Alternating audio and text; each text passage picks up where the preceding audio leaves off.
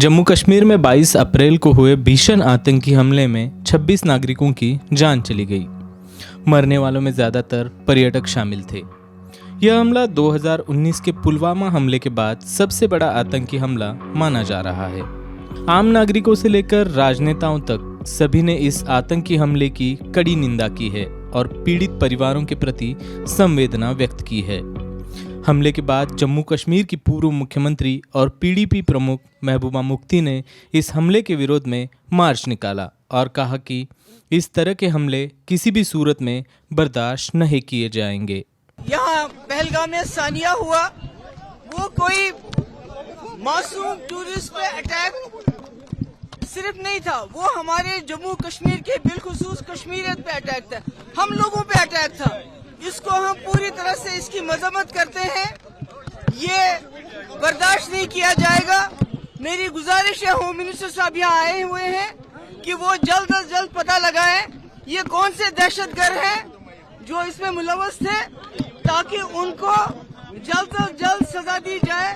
क्योंकि ये लोग जो मुल्क के हमारे लोग, हमारे भाई बहन, हमारी बच्चियां वहाँ से यहाँ पैसा जमा करके यहाँ घूमने के लिए आते हैं, हंसने हंसाने के लिए आते हैं, तफरीह के लिए आते हैं, इस तरह बिला साजो सामान होते हैं, वो उन पे इस तरह हमला करना सबसे बड़ी बुज़दिली है।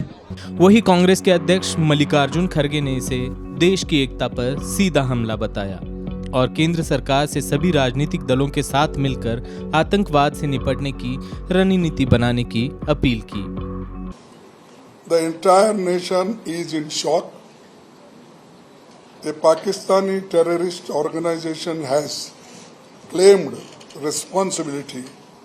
We must give a fitting response, and in this matter, we all are one and we will fight. But there should not be claims without doing or without properly managing, because in such situation, who worked more, who is not worked more, who did best, who did not do best, such things should not come. We all are one when such situation comes. We urge the government to use all its strength to hunt down the terrorists. It has been almost 22 hours now. The government must do everything possible to maintain tourists' confidence in the security arrangements of Jammu and Kashmir. Shiv Sena Uddhav Thackeray गुट के राज्यसभा सांसद संजय राउत ने पहलगाम में हुए आतंकी हमले की निंदा की और हमले के लिए केंद्र सरकार और केंद्रीय गृह मंत्री अमित शाह को जिम्मेदार ठहराया। राउत ने कहा कि पहलगाम में करीब 2 से 3 हजार पर्यटक थे, लेकिन सरकार की तरफ से पर्यटकों के लिए पर्याप्त सुरक्षा नहीं दी गई। उसकी पूरी जिम्मेदारी केंद्र के ऊपर जाती है, नॉट स्टेट गवर्नमेंट। क्यों हुआ यह हादसा? सरकार की जिम्मेदारी है, गृह मंत्री की जिम्मेदारी है। गृह मंत्री ने कश्मीर में ये जो सीजन है, ये टूरिस्ट सीजन है। जो सामने आई है बात कि 2-3 हजार वहां टूरिस्ट थे और एक भी सिक्योरिटी पर्सनल वहां नहीं था, एक भी पुलिस नहीं था। जब श्रीनगर में अमित शाह उतरे तो उनके साथ लगभग, मैं गिन रहा था, 75 कार्स का काफिला था सिक्योरिटी, और 500 से ज्यादा गनमन्स थे, पुलिस थे, बॉम्ब स्क्वाड्स था, सब कुछ था एक व्यक्ति के लिए। लेकिन सामान्य जनता वहां जाती है तो उनके लिए कोई सुरक्षा व्यवस्था नहीं है। ये इसलिए नहीं है कि कल ही मैंने देखा है कि लगभग हमारे आर्मी में 2 लाख पद रिक्त है, लगभग 2 लाख।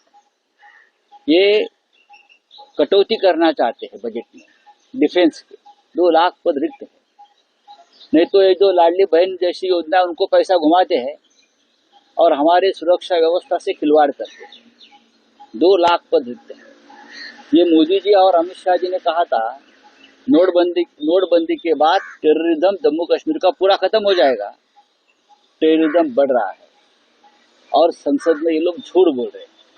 इस हमले के कुछ घंटे बाद ही मंगलवार शाम को बीजेपी छत्तीसगढ़ के आधिकारिक एक्स सोशल मीडिया हैंडल से एक एआई द्वारा बनाई गई स्टूडियो गिबली स्टाइल की जो इमेज है वो पोस्ट की गई, जिसे कैप्शन था धर्म पूछा जाति नहीं। समाजवादी पार्टी के प्रमुख और लोकसभा के सांसद अखिलेश यादव ने इस पोस्ट की कड़ी निंदा करते हुए कहा कि भारतीय जनता पार्टी द्वारा किया गया यह पोस्ट साबित करता है कि बीजेपी के नेताओं को इस हमले में जिन लोगों की मौत हुई है उनके प्रति कोई हमदर्दी नहीं है, न ही उनके परिवारों के प्रति जो इस वक्त गहरे शोक में डूबे हुए हैं। द वायर के और वीडियोस देखने के लिए सब्सक्राइब करें और बेल आइकन पर क्लिक करें।